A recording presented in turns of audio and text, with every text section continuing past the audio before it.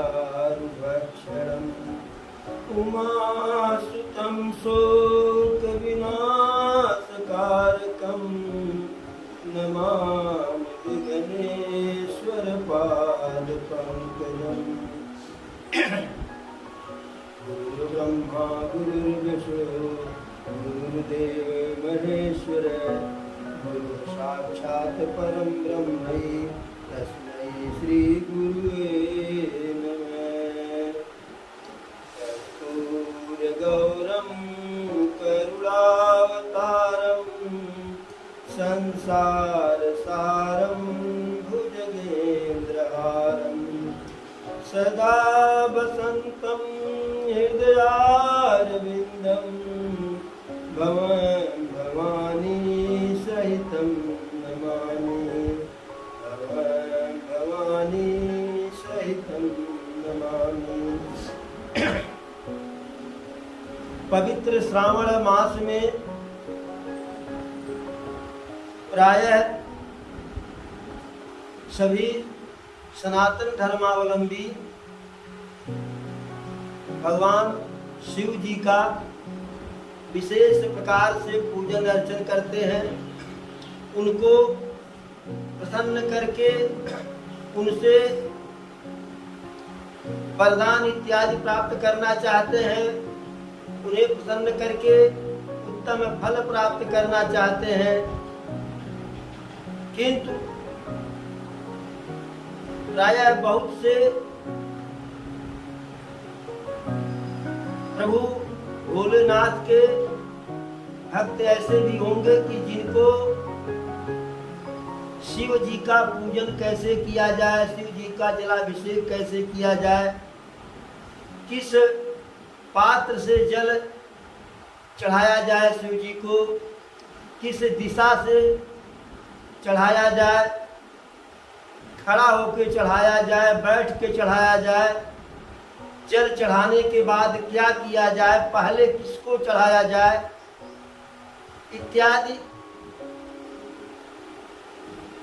यह शिव जी के पूजन अर्चन से संबंधित विधि विधान को बहुत से लोग जानते भी हैं और बहुत से लोग नहीं भी जानते हैं। तो आज हम आप सभी को इस वीडियो के माध्यम से शिव जी के जलाभिषेक की शुद्ध विधि के बारे में बताएंगे।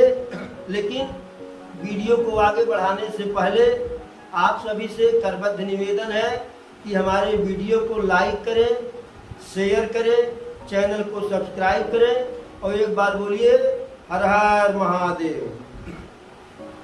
तो सर्वप्रथम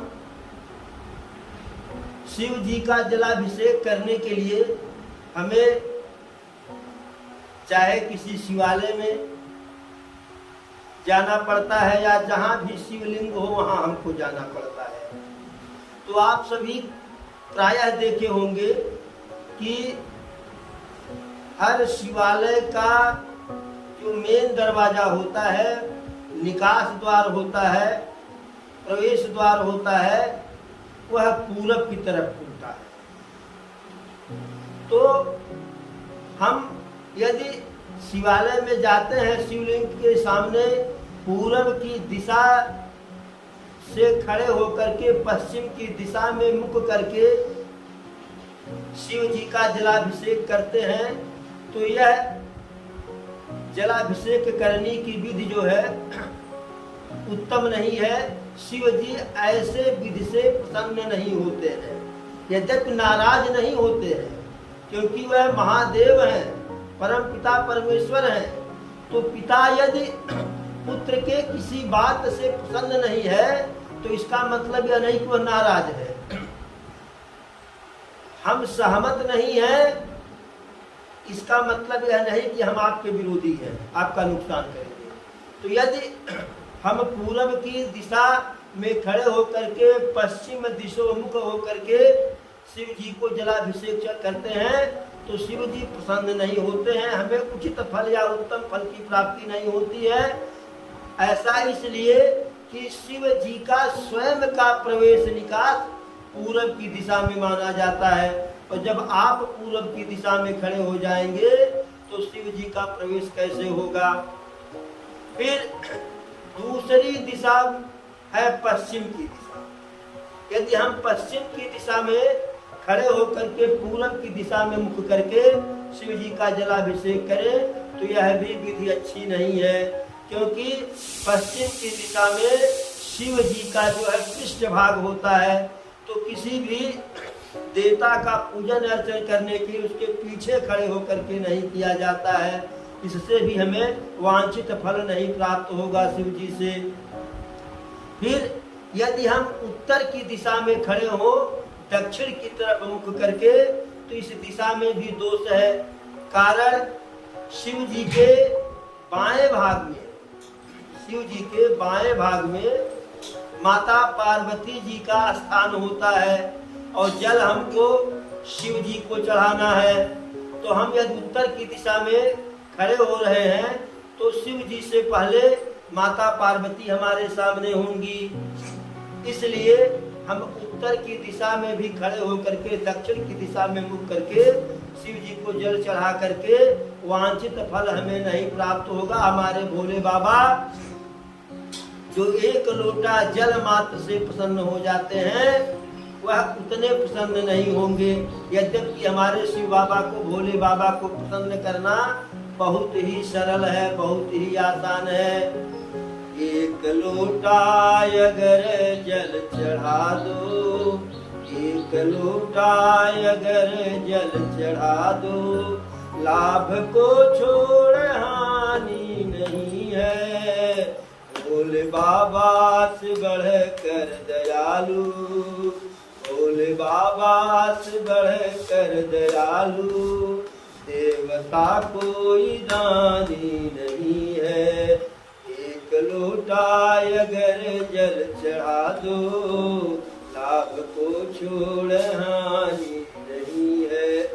तो हमारे बाबा, भोले बाबा सिर्फ एक लोटा जल से प्रसन्न हो जाते हैं और उसमें भी कोई विशेष पदार्थ या कोई विशेष वस्तु नहीं लगती है। वही वस्तु लगता है कि जिसे अन्य देवी देवता पूछते ही नहीं है।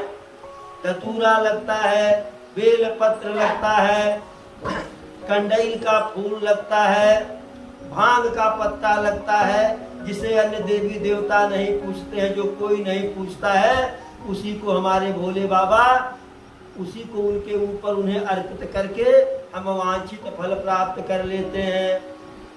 अच्छा, अब यह प्रश्न है कि जिसे कोई नहीं पूछता है उसे भोले बाबा क्यों पूछते हैं? तो इसके लिए हम इसके पहले भी जो है कि भोले बाबा जल से क्यों प्रसन्न होते हैं, भोले बाबा धतूरा से क्यों प्रसन्न होते हैं, भोले बाबा भांग से क्यों प्रसन्न होते हैं, भोले बाबा बेल पत्र से क्यों प्रसन्न होते हैं, इस पे इसके पहले ही हम वीडियो बना चुके हैं। यदि आवश्यकता होगी कोई हमारे श्रोता, हमारे जो प्रभु भोले बाबा के भक्त, सनातन धर्मावलंबी, यदि कोई भी इस संबंध में कमेंट करेंगे तो हम फिर इसके संबंध में दूसरा कोई विस्तृत वीडियो भी बना देंगे। अब हम इस जलाभिषेक की प्रक्रिया को आगे बढ़ाते हुए अब हम